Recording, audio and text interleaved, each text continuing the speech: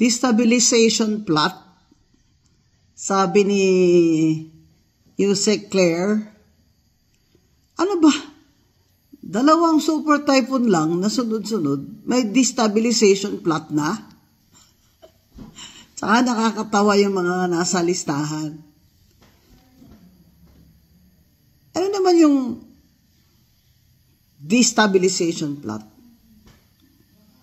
Sinabi ba nila na it is to destabilize the government with the purpose of overthrowing it?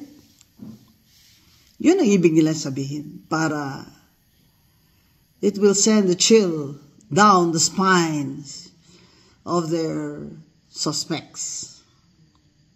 Pero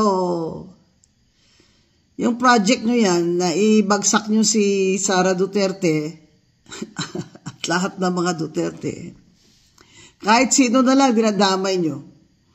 Kaya itong malaking 3 araw na sunod-sunod na rally ng Iglesia ni Cristo, mga kababayan, sa October 16, umaga sa Luneta at sa hapon sa EDSA, sa 17 din at sa 18, 3 araw po, ay open po ito sa lahat. Hindi lamang po sa members ng Iglesia. In fact, yung mga miyembro ng Jesus is Lord ay pupunta din. Pero tayong mga hindi miyembro nila ay welcome na welcome po, dahil ang topic naman ay ang pagtutol natin sa massive na korupsyon sa ating bansa, na siyang nagdudulot ng kahirapan at kamatayan sa ating mga kababayan. Ito bang mga raling ito, Malacanang, sagutin nyo. Hindi na ba kami pwedeng mag-rally? Kasi baka destabilization plot din kami.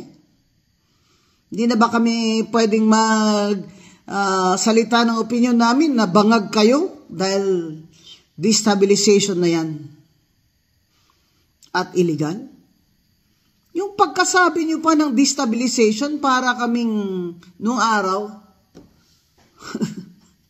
sabihan ka lang ng NPA ka, kahit di ka NPA NPA ka na. Baka ho nakalimutan nyo na matatanda na po kaming mga hanggang ngayon ay tumututol pa rin sa liderato ni Marcos. Matatanda na po kami at dumaan na kami sa marami pang persecution ninyo. Itong BBM administration, it's not new. It's not, sabihin mo, ay hindi, bagong Marcos ito, hindi, worse ito. Dahil ito yung nag-promise sa inyo. Kayo mga nabudol kayo, ito yung nag-promise sa inyo si BBM at sa mga Marcos loyalists na he wants to recover his father's name. Na gusto niya lang matutuwid ang pangalan ng ama niyang Ferdinand Marcos at maiba naman ang tingin ng kasaysayan sa kanya. Abay, dapat bumangon ang tatay mo sa iyo at pagjumbag-jumbagin ka para tumino ka. Malala ka pa. Kaysa dun sa martial law, tignan mo nangyari sa atin ngayon. Minus na sa 41% sa foreign direct investment. Sinabi ko na yan months ago pa, mga kababayan, na wala na ang foreign capital na papasok sa atin. At wala nang bagong mga negosyo, wala nang dagdag o bagong mga trabaho.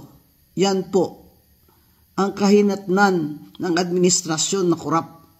Kaya ito pong bagyo, hindi po ito coincidence. Hindi po ito climate change lang. Tingnan nyo naman ang timing ng bagyo. Kaya ito pong pagpuprotesta natin, wag po kayong matakot na tayo naman ay tatawaging destabilizers.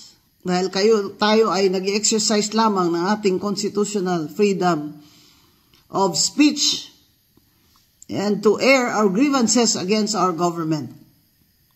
Against the government of BBM that has failed us. And the whole world is watching. The whole world is watching. Sama po kayo sa mga rally sa November 16, 17 at 18. Ano man po ang relihiyon nyo, dahil hindi po ito batay sa relihiyon lamang ang ating pagtutol sa gobyernong kurakot at sa gobyernong incompetent. 16, 17, 18 po sa Luneta at sa EDSA.